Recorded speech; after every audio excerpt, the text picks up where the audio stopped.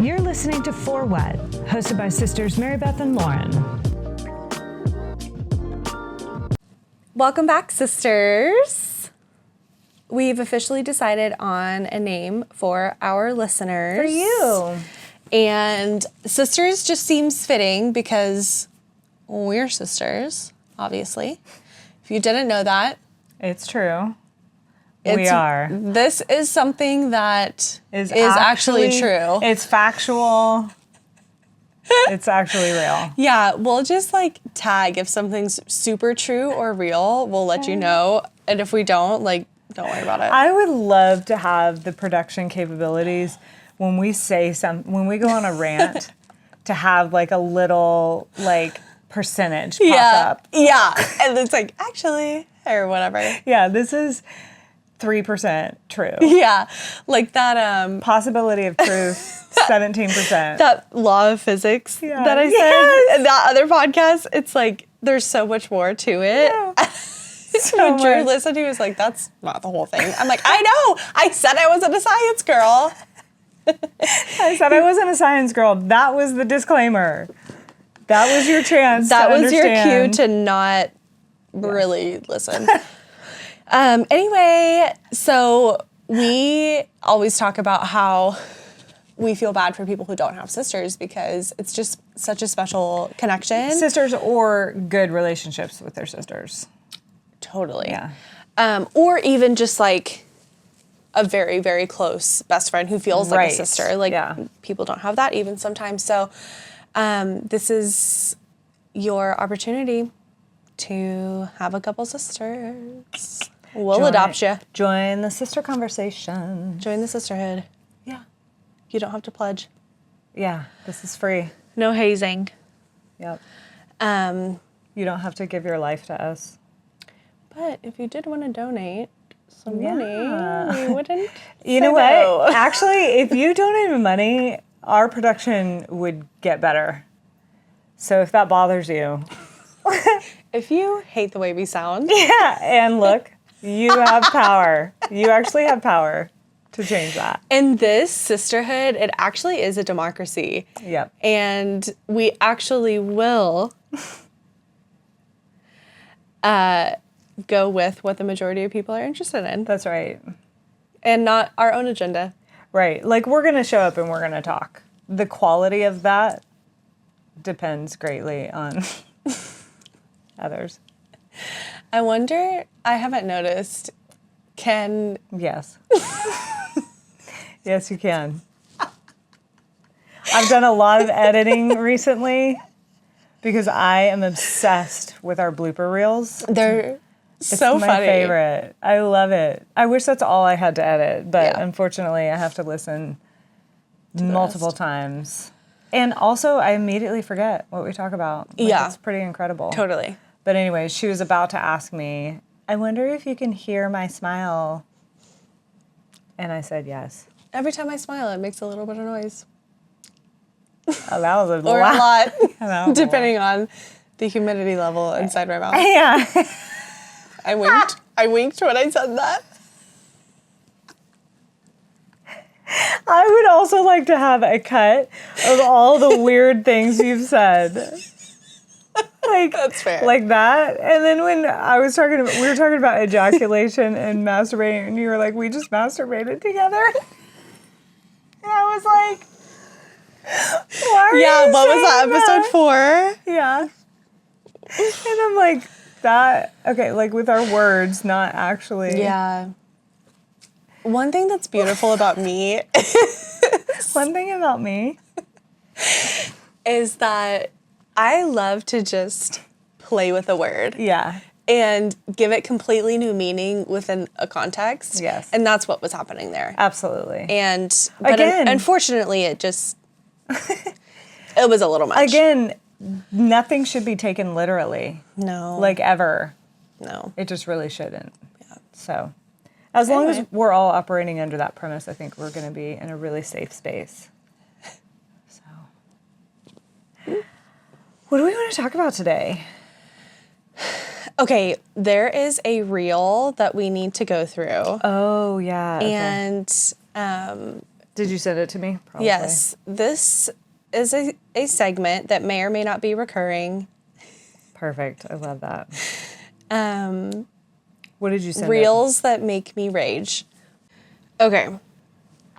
So the quote at the top is called Feminism Ruined Dating. That's like this is what men are saying. Feminism ruined dating. And this girl is like, nope. People like this did. Yes. And then she posts, it's like 4 or 5 men being absolutely feral. Mm-hmm. So I want to go through each one. We'll watch it together, and then we'll post it with our whatever. So if you're just listening on podcast, it'll be on our For What podcast page. Social media. Instagram. And hopefully we can get it, I don't know, rights-wise, if we can put that in the video. But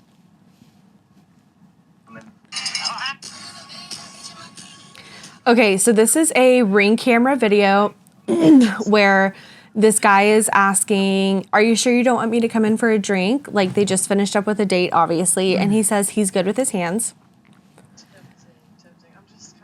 And she says, I'm just kind of tired. He says next time. She says, okay. Then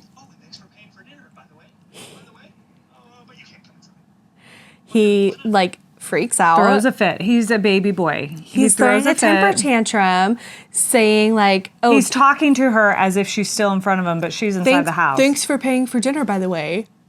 By the way. And not letting me come in, by the way. Why can't you come inside? Because you were nice to me all night. That's what he says. Ridiculous. And then walks away. And then calls her a bitch. Yeah. So not only is he disgusting, heinous, feral, an asshole, he's also dumb as hell because who doesn't notice a Ring camera? Seriously. Or like, why are you not just aware of a camera being on you? Why are you still talking to her door as if she couldn't hear you if she was just standing on the other side of the door? She was right there. I mean, it was instantaneous. Immediately after she shut the door, then he was like, thanks for dinner, by the way. You can't come inside because you were nice to me all night. Yeah. Anyway, okay, next. His caption is, you don't always have to accept her rejection. Which, go listen to episode 1 of our podcast to know whether that's true or not. Yes, you do. You always. Have to accept. Every time. When someone tells you no. And no is not a challenge for you to try harder. It's not. That's not a game women should play with men of like, let me play hard to get, because it is so, what is the word? Fatal now. It's like literally you are signing up for. I think that we need to put the onus on men of, okay, if you tell me no, I am going to take that as a no. So if you want to be like cat and mouse, because I love a good cat and mouse, personally, that just needs to be clearly defined. But men, it would be nice if you could do something, anything, and take responsibility for the power that you do have in the situation. Like if somebody's saying no, okay, I'm going to take no as no. Yeah. And be clear about that. Yes, I agree. So if you do want me to keep going after you, then like, let me know. I do think the woman has to have enough awareness of herself to say no, but also it might be fun if you keep trying. Totally. Right? Totally. Yes. Both parties can be more communicative. Because I think men I remember just in the 90s coming to be aware that men really did think, you just don't know what you want. They would say that to me. Like I would say, no, I'm not interested. And they go, well, you just don't know yet. I'm like, no, I'm pretty fucking sure I don't want to date you. And they're like, well, I'll just keep trying and then you'll see. Ew. And it became like they didn't trust my no. So they were just going to wait around or like try to make me see. As if that's up to them. So I really want men to never have that thought. Like never think that that's going to happen. And part of that societal change is going to be for women, for them to really know my no means no. And if I'm saying no, but it feels like a maybe, then I'll let you know that. Right. 100%. And if I don't let you know that, it fucking means no. Okay, keep going. Okay. Have to accept her rejection. You don't have to accept her rejection. He just is ranting about that, That's pretty it. much. So, fuck off. Yeah. This nasty cuck says, add pre-workout to her drink so she doesn't say, I'm too tired. That's so manipulative and coercive and abusive. And use your hand. Yeah. Just take care of yourself. Don't be doing all this. Or be a little emotionally attuned to her. At the very least, take care of yourself. Yeah. If you would like to explore being your higher self. Yeah. If you would like to explore an actually safe and intimate relationship with another human. See what would make her say yes. Get curious. Maybe get curious about her wants. What makes her wet? Okay. Okay. Gross. Hate. Gross. This nasty fuck is doing many of the... he's exhibiting many of the red flags that I have warned my sister about. One is the chin strap. Facial hair. He has other facial hair going on, but it is a very clear chin strap. Number 2 is colored tattoos. And then number 3 is just this feral look in his eyes. Right. No, that right there is the audacity. Is what you see. He's man-spreading. He's got his arms on his legs. Yeah. He's leaning over, looking up like, I own this fucking place. And he says, if your partner is getting fat, you need to tell them because you're going to end up hating their body. You're not going to want to have sex with them, and then they're going to feel neglected. It's going to build resentment in a relationship. Because he's not going to be able to not find you attractive. Yeah, that's not ownership. That's actually weaponized ownership is what that is. That is gaslighting and twisting everything around. Also, because, like, what's the context here? Did his partner just have a baby, maybe? Probably. Or a lot of times in dominating abusive relationships with controlling men, women, their cortisol is off the charts and it affects their adrenals and their metabolism and literally everything. So they don't sleep as much and they're not as happy or they don't have the endorphins. So weight gain is a greater possibility. Yeah. Weight gain or weight loss. Because of him. Literally because of your emotional and psychological. Nasty, toxic environment, the environment, which you have facilitated with your nasty chin strap. Your nasty ego, your disgusting entitlement, your fucking, this is for me, whatever, I got you a ring, so now you get to just lay the fuck down and let me fuck you whenever I want. Fuck off. Literally, fuck off. Like, that fucking messaging that I received, I don't know if anybody else did, just in the general church group. I mean, I guess I didn't specifically ask questions to get a specific answer to, but in all of the youth group messages talking about sex and whatever, it's like, a woman's body is for a man's pleasure or babies. Period. Save your body for your husband. Yeah. Right. And that's slavery. That's ownership. Like he gets my body's not my own. Right. Ever. No. So even before I've met my partner, whomsoever that may be. Yeah. You have to imagine. My body's still not my own. Right. You have to imagine this hypothetical man and what he would want your body to look like. I cannot respond to the things that my body wants authentically because this actually isn't mine. Exactly. What a fucking mind fuck. What a psychotic way. Excuse me. That doesn't make sense. No. I mean, it does for slaves. You know, that's how it would be. And then to have this of like, I bought you dinner, so you owe me something. I bought you a ring, so you owe me. You don't owe him anything. Forever. You Literally didn't ever. ask him. Well, maybe you did ask him to Either way, even if you did ask. That's a gift. It's a gift. It's your fucking body. It is your fucking body. This isn't an exchange. You're not No. a commodity. You're not an object.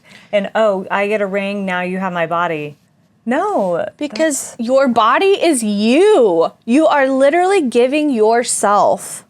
Right, and that's something that can be redacted at any time. You can say absolutely anytime. And no more. Last night I engaged. Tonight it's a no. Period. And today I'm not. Because I don't want to. And tomorrow I don't know. So but I'll let you know. Yeah, we'll have to see. That's okay. And it should be safe all the time. Nobody gets, even I see this with high schoolers, you know, with my daughter and stuff, the way she and her friends talk, it's like, well, they were talking and then they cheated. I'm like, nobody's cheating. Mm-mm. Okay, nobody owns anybody. Right. Even the whole concept of cheating, I think it gets a little bit too gray around ownership and who has rights to whom. Because the truth is everybody should have the right to be honest in their relationship without retaliation. Sure. And they should be able to make whatever fucking decision they want for their body, for their mind, for their soul at any time. And if that goes against a previous agreement, then they can be honest about that and be like, hey, that's changing. And then the other person then has the right to say, I can work with that. Or does not work for me. Or no, I don't want to accommodate that change. So that's a no for me. You know, that's how it should go. Not, you told me we were in a relationship and you're never supposed to look at anybody else or want anybody else or do anything. That's just not how it works. The human bodies, human rights don't work that way. So even in high school, they're doing this, they're practicing this little, but they were talking, so he shouldn't have been talking. And I was like, oh no. He can talk to whoever he wants. You can talk to whoever you want. In fact, I encourage you talking to multiple people so you can practice how to be honest and open in real time. The thing about that is like, in my experience, men will say the most emotionally manipulative things that they know that we want to hear. Right. In an attempt to make us feel safe or whatever in the relationship. So then it is a mind fuck when we hear about or see, oh, they're texting somebody else though. So that's like a different issue in and of itself. That's not even like, that's just like. Well, that's very low integrity and character. And that's where I would say you have to, instead of going into relationships thinking this is who that person is. Oh, I hope he's like this. I hope he's like, you literally have to actually wait and see and watch and take that time to evaluate. Take notes. Who this person is. Who are they? Are their words and actions lining up over time consistently? Those things need to be very clear. It is not just his words. You never just listen to words. You also have to have actions. It also has to be over time. You cannot figure this stuff out in a couple weeks or even a couple months. And then is it consistent or is it consistently a mind fuck? Mm-hmm.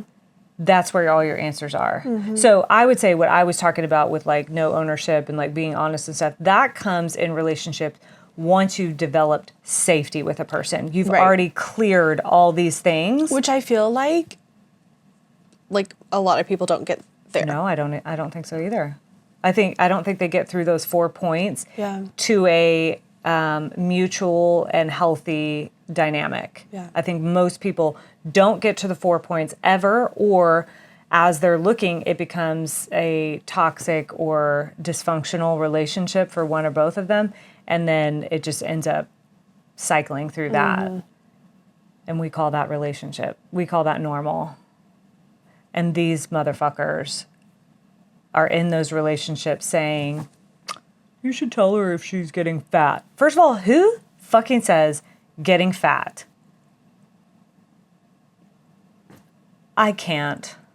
That's just not up to you. Yeah, and the other thing is... I don't need you to tell me that. I am fully aware of how I look. I remember when I was in high school and college, like, I remember everyone was so fixated on cute little girl, like women, like being small, petite. Yeah. I know. Cute women being small, petite, you know, having a figure or whatever. That was very early 2000s. Obsessive about it, That was the look. Skinny little eyebrows, skinny little frame. Yeah, so skinny little hair. I just remember being like, okay, I'm going to do my part to fit that bill, right? And then when I hit about 25, so I had already been married at that point, but I'm seeing all these motherfuckers, these men, just gaining weight, just getting chubby. They're not athletic anymore. They don't care what they eat. Their metabolism's slowing down. They don't give a fuck. And I'm like, these are the motherfuckers that had so much to say. So much to say about if a girl gained 1 fucking pound. I literally just came across a reel this morning that was men commenting on a picture of Margot Robbie that was like paparazzi took it and she was like grocery shopping or something in a she's postpartum and all these men are like, she looked better when she was thinner. Yeah. Or yikes. Yeah. She shouldn't have gone out in public like that. Right. Or like or Ozempic. The face is great, but then below the neck, not so much. Fuck off. All the way off. Like what? They should not be allowed to have access to the internet. No. If you're going to be. Or access to speaking. Honestly, like you're not allowed to. Just shut your fucking mouth and cut your fingers off and don't type. You're not allowed to. Like in my world where I'm the queen, I would hunt those men down. Anyway, my sister just made an inappropriate gesture that we're going to have to edit out later. Why are you telling on me? You won't know what it is. Maybe we'll tell you later. You could probably guess. Anyway, I would just like to hunt them down and maybe like give them a lobotomy. Take away their access to running water for a month. Maybe lock them up in a psych ward and tell them they were being too hysterical. Burn them at the stake, maybe. Tie them down with rocks and see if they float in the ocean. Yeah, whatever. We'll keep workshopping it. Yeah. Anyway, okay, next one. Women exist for men, so don't listen to them, is the caption of this next fucker. Women don't want to admit it, but they know it's true when they fall in love with a guy and they're with a man. It's all they think about. Oh, God. First of all, that's very Disney-based. Like, right? That's the conditioning. You obviously oh my God. haven't listened to a woman to have any clue what she thinks about anything. He has absolutely no idea. Yeah, that's a centralized man. He is walking around in his male privilege and just thinking every other human also is like, this is awesome. We should all just cater to men. That's why women are here. To appeal to them, to cater to them, to have babies when they want them, to lose weight when they want that. To clean their house, to be their arm candy. To make candy. them sandwiches. To have other guys get jealous of them about... So they can feel like they're a big man. So they can feel like big men with their little, tiny, fragile male egos. And their tiny little fragile wives. Yeah. Poor things. I know. Okay, last one. This is this girl filming her Hinge date, and this guy is saying... Right? Like, I just have, I don't know, all these women are just, like, what do you do for me? What He's saying that he is a prime specimen on the Hinge dating app. And he says, all of these women, like, what can you do for me? Yeah, as a high value man, what are these women, what can they even do for me?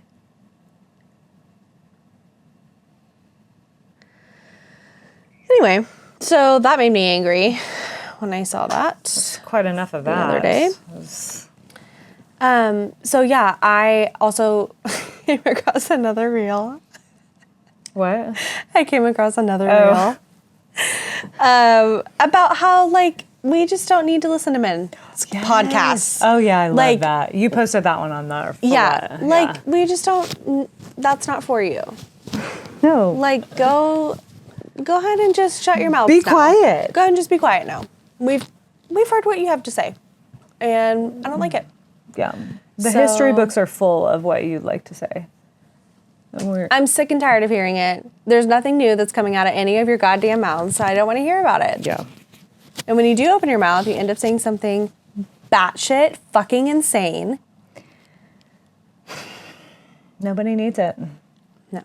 For what? For what? Like, men are talking for what? Boom. What's it for? What are they telling me? What are they providing? What are they informing? What are they helping? What are they contributing to? No. Yeah, we're done. I'm done with that.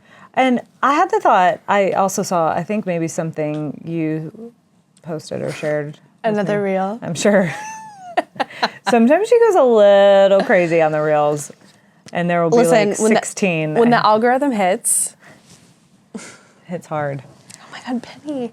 There was one that was like, let's stop talking about men. And I was like, ugh, that sounds really nice. If only. Yeah, if only. They'd stop giving me something to talk about. I would like to get to that place where I can stop talking about them. But I have so much unfiltered rage and irritation at this point that I have to like get out. Right.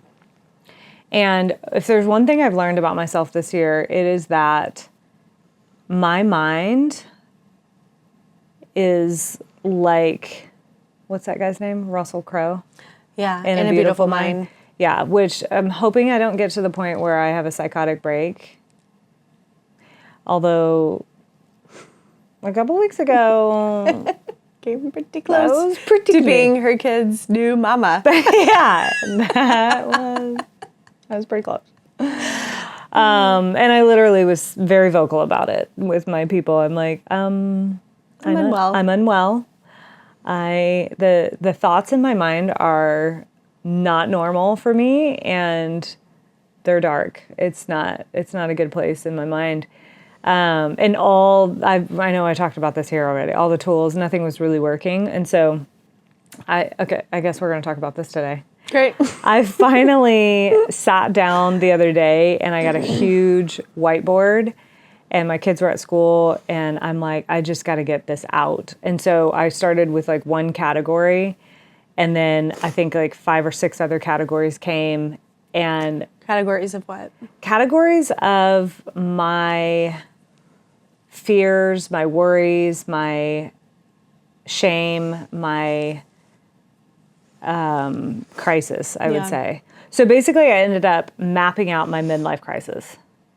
And I will probably post a picture with this because I'm quite proud of it now. I'm like, this is actually, that's some good shit. She's literally like a mathematician. Yes. I literally was like, and I videoed it. I videoed it because she's a content creator. I'm like, this time lapse is going to be pretty incredible because I knew what was in my head, obviously. Yeah. I'm like, this is going to be a lot. So I have these 5 or 6 categories, and the categories are like society, support, conditioning / indoctrination, my beliefs, my capacity, and things like that. Okay, and so under each one of them, then I have all my thoughts that I've had in the last month or two, all my worries, all my fears, all the obstacles is what I call them. So I mapped out all the obstacles. And then I sat back and I was like, I mean, I felt... It's out. I felt probably 60% better just getting it out. And then I stopped. I literally stopped thinking about it. Wow. Once it was out, then you could sleep better. I could sleep. I could think. I'm telling you, it was every time I blinked, I would hear or see one of these thoughts. It was like, so then when I'd close my eyes, I'm like, I can't sleep. You know, it was really, really tormenting. Yeah. And that's not normal for me. I'm like, this is crazy. I got to get this out. So I get it out. And then I was like, oh my God. I feel like when you have a really good conversation or you have a really good workout. Or like a really good cry. Yeah, a really good cry. And then you just feel like, okay. That's how I felt. Wow. And I was like, so then I just looked at it for like a day. And I was like, hell yeah, there it all is. It's all over there on the whiteboard. Right. And not in here. Yes. So that felt so healing. Already, that's like, okay, we did that. Yeah. Things we did. It's all clear. And I literally mapped. You can go anywhere from there. I'm like, that's my... Because now you can think. That's my emotional blueprint right there, what I just laid out on the whiteboard. So now I don't have to keep running it over so I don't forget. And that's such a good idea too. Like instead of just classic journaling of like writing out, the way that I journal sometimes is story form. But I like a bullet as well, or listing, or making a tree, or having some kind of diagram to organize it all. That also feels really, really good. Yeah. But just to get it out, and sometimes it's hard to articulate it or share it with another person, but writing it feels like it's just your body taking over. Totally. Like your mind is like, we're just going to go ahead and get this out. That's like, exactly how you don't have to think was. about it as much. Yeah, because I was trying to have conversations because that's normally how I process. Right. But what my conversations were turning into were just arguments. Like I was just rebuttaling everything everybody said to me because I had so many fucking obstacles for every single thing everybody said. Yeah. And so in the middle of this org chart, I don't know what we want to call it. In the middle of this chart that I created was in blue, I wrote, this is my true self. This is my embodied self, which is I'm present, I'm in my values, it's just me. That's what I want to get to. Here's all the obstacles in red that were keeping me from living like this. So I mapped all those out. And then eventually, I think the next day, I was like, that's only part of the process. I've got to get to where I can come up with some solutions or resolution or options for how do I deal with all these obstacles in each category. I had nothing. And that's very rare for me. Yeah. That's my job. Very solution oriented. I am a solution girl. That's my job. I'm very good at it, but I'm telling you, this was like a midlife crisis for me this summer. And so it took me a day, and then I was like, okay, I'm just going to try something. So I just wrote in green, I'm like, try to stay present. That's so vague and okay. And then I was like, be open to learning new tools or strategies. Okay. So that's all I could give myself, which I knew. I'm like, this is pitiful. So I wrote a couple of those, and then I was like, whatever, that's all I've got right now. And I allowed that. I'm like, that's fine. That's where I'm at. And then I walked away and I listened to this song. Some song came on something, and Spotify or Instagram, I don't know where it was. Somebody was playing some music. And then I heard, Hark. Hark. I hear something in the background. There's a song in my heart. Oh my gosh, is it real or is it inside of me? Anyway, so I hear the song and it reminded me of a concert I went to that was just the most beautiful experience that I've ever had. Was it Trans-Siberian Orchestra? No. And I was like, I want to go back. And that was just 7 months ago. And I'm like... When was that concert? What was it? Who? It was Wilder Woods. Love him. He's one of my favorites. Yeah. Okay. So I hear the song and I'm like, oh, I just want to go back to me. At that time, I was so present. I was just so present. And then all of a sudden, this belief came so that whole chart that I mapped out under beliefs, I had all this indoctrinated bullshit that I knew was bullshit, but it's absolutely what I was thinking, what my operating system was. And then this belief came up, and it was just like what you've kind of been talking about lately, which is you're doubting or it's being questioned that you know how to make good decisions for yourself. Right. And that was my belief is... You don't know how to make decisions for I yourself? don't know how to make good decisions for myself. Other people can make good decisions for me, but I don't know how to figure that out. Other people know better than you. Yeah, I need other people to help me make decisions for myself. I didn't like that. I didn't like your computer being on me. So, and that was a big one. And that so editing episode 4, we literally talk about this. You said something like, historically, you haven't trusted yourself to make decisions. And I was like, that's right. And I was like, oh my God, look, I've been talking around this for years, but definitely the last couple months. That's crazy. I know, it is pretty crazy. And so once I figured out that belief, then I took that and I did some of my coaching modalities, techniques with it, like working with the subconscious. And then after that, I'm like, she's back. I feel like myself again. And we're just seeing, it's been a few days now. But so far it's like, I'm just back. I'm not in that. Isn't that crazy? Yeah.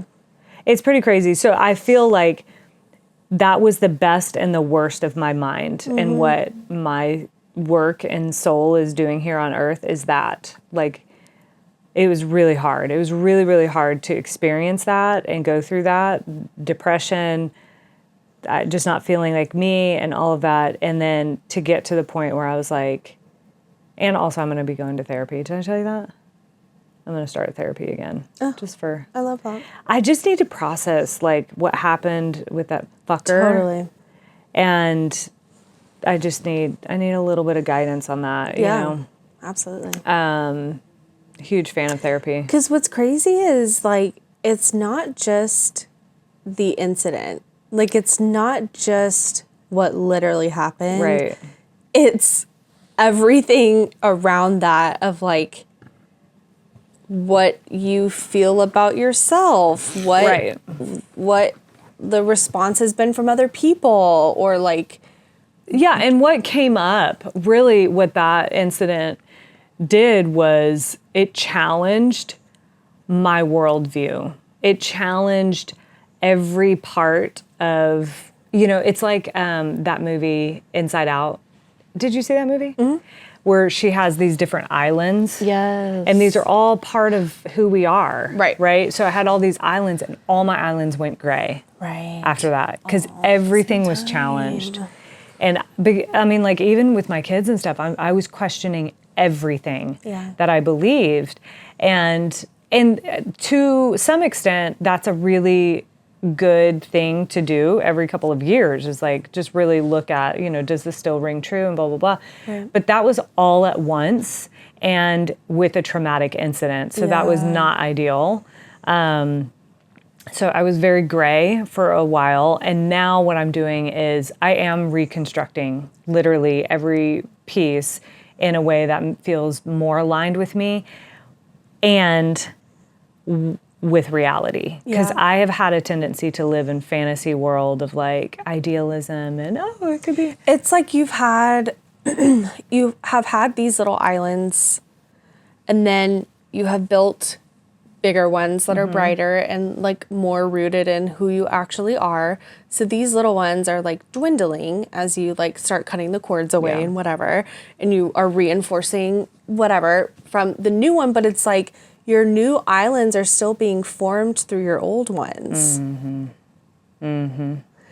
Like, your old constructs are influencing now what you're filtering through, your perception, your processing everything. Right. So when that incident happened, when the assault happened, what came out of me, my thinking, my beliefs, the way I turned on myself with all this old religious purity culture shit was very alarming to me. It was alarming. Like how much that had been woven through into your current existence. Yeah, exactly. Like so then when the power was cut off to those like initial islands, and then you started to see your current ones like flicker and peter out, you're like, excuse the fuck out of me. Excuse me. Who is this? Yeah, exactly. Yeah. It was very disorienting. Wow. But now I'm like, and again, like having the support system was everything. Because I've obviously told you day by day, she's not well. She's not doing okay. She's not better. It's not, still here. It's not getting better. Still not great, you know. And I'm very open about that. And I do that not because that's easy to do or I want to. I do it because I believe that is helpful. I believe that sharing and not being silent with your pain in the end is going to be a better thing than holding it in and trying to work it through yourself.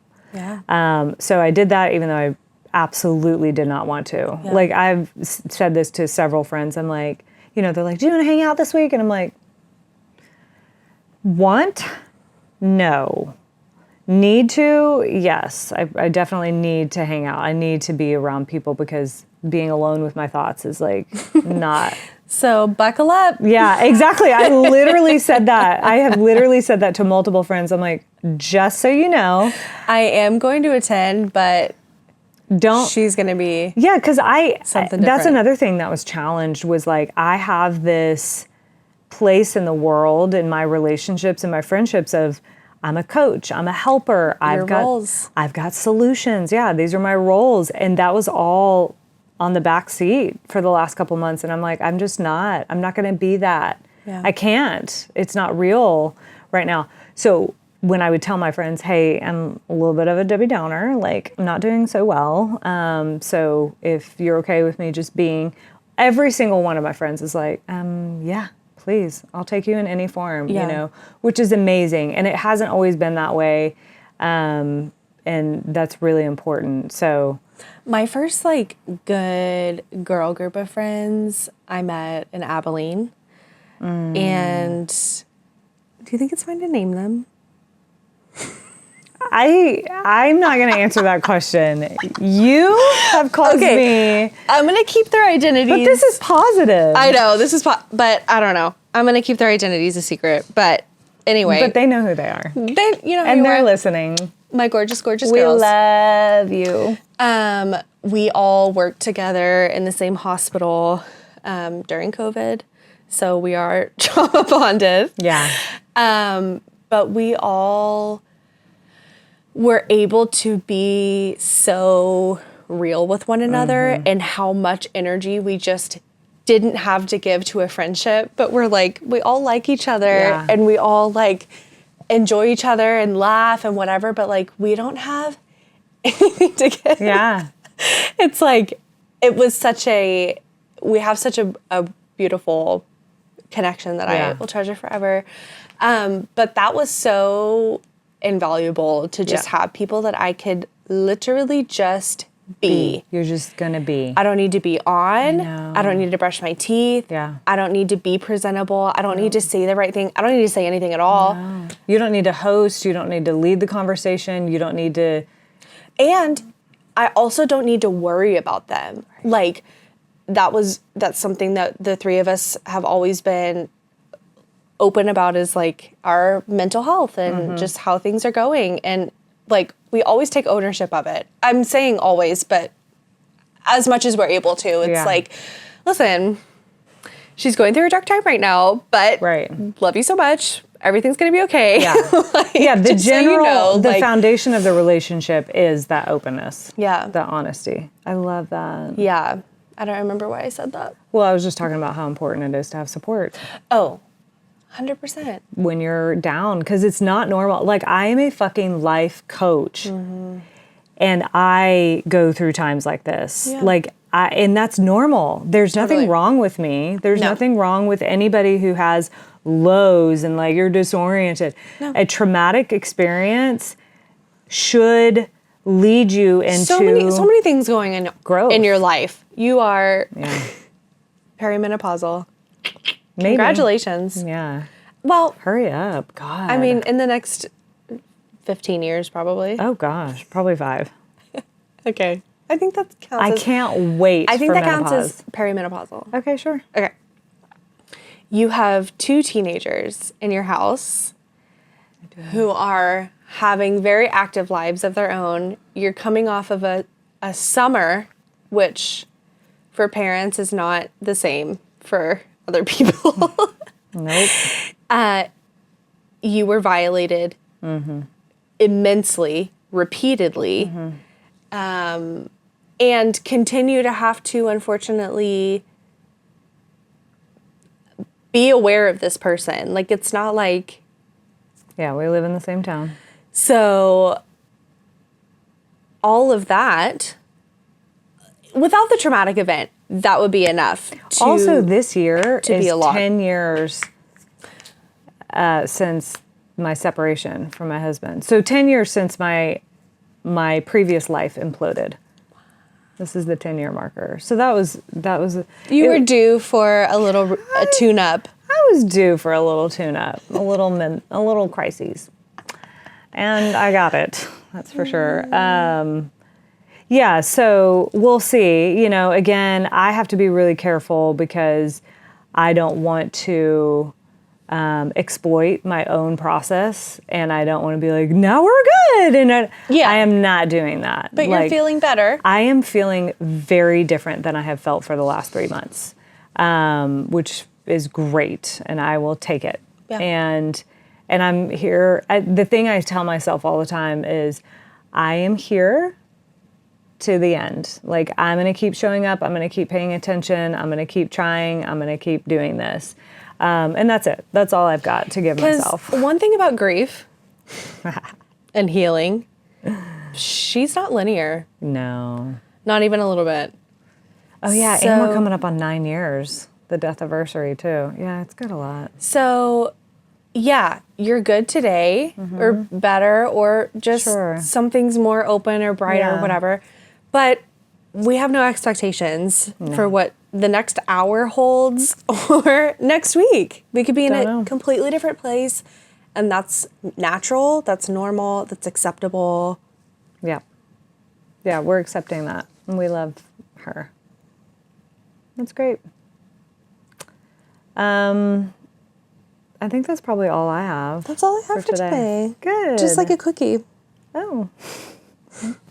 Always. Always. At least I didn't wink when I said it. Yeah. Do you guys know about 6-7? I just learned about this. Do you sisters know about 6-7? My daughter and son told me about this. It's like the new, well, you said it's like the new 69 from your... Right. So like 69 has been a meme before memes were even a thing, I think. Like just joking about 69, the sexual position. Right. That's a very elder millennial. Yes. Maybe even Gen X, if they're aware, meme. I feel like the millennials took the 69 meme and kept the numbers, but the meme itself is just saying nice anytime you see 69 somewhere. If somebody's 69 years old, nice. It doesn't necessarily, like, obviously we know the origins of where it came from, but the meme is now nice when you see 69. So now Gen Z, is Maribel a Gen Z? Can I say your kids' names? Oh, yeah, everybody knows that. Is Maribel a Gen Z or Gen Alpha?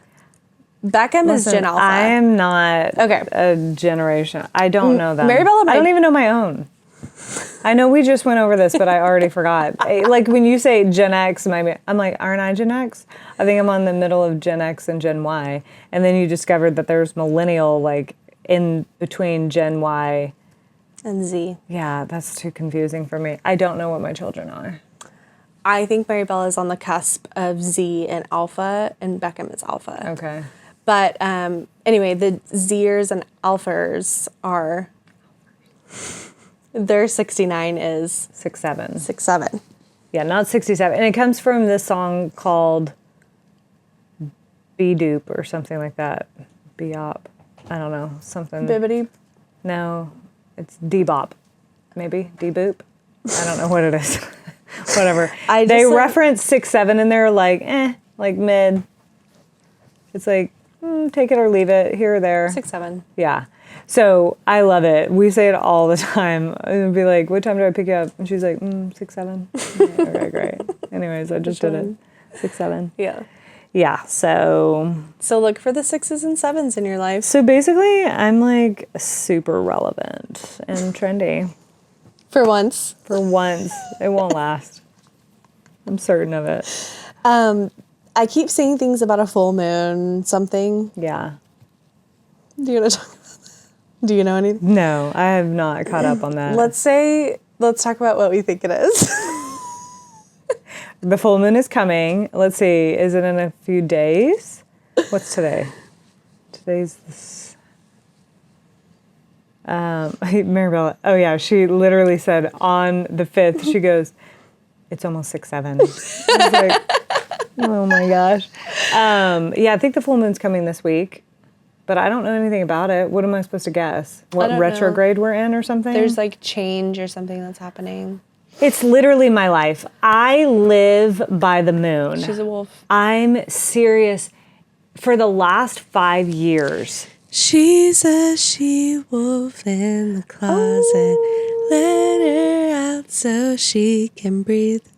I don't even know what that is. Shakira's she-wolf. Oh, I don't remember lyrics.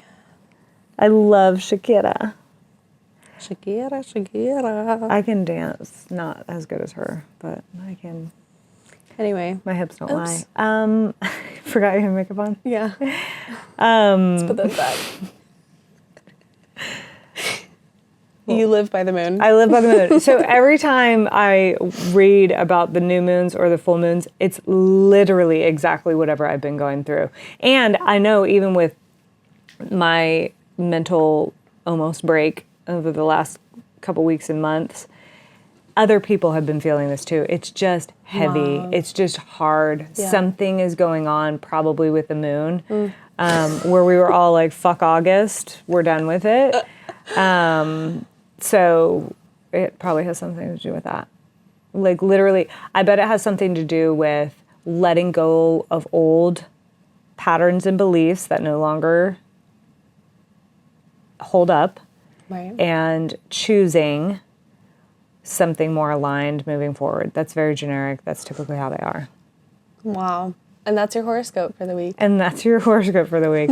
I love that I just gave a horoscope and I have absolutely. She's a witch. She's a wolf. She's a witch. She's a mom. I love those adjectives. Wait, what? Are those adjectives? Mm-mm.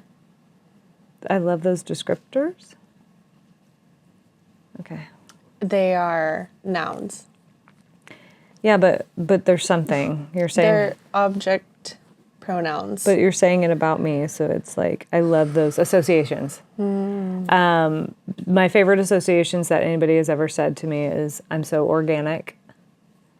Beckham said that to me, my son. Wow. He was like 9. He was like, you're so organic. And I was like, thank you. It's the best compliment anyone's ever given me. And then anything having to do with a witch. Mm-hmm. Or healing apothecary things. Anyways, we love you. Thank you for listening. We love you, sisters. If today hit home or lit a spark, drop a review, subscribe, follow, like it, post it, tag us, and send it in a group text. We're so grateful you've spent time with us today. If you want to keep this podcast alive and thriving, there's a link to support us below. Even $5 says, keep going, gals. Until next time, look for opportunities to deviate from the default and don't forget to ask yourself, for what?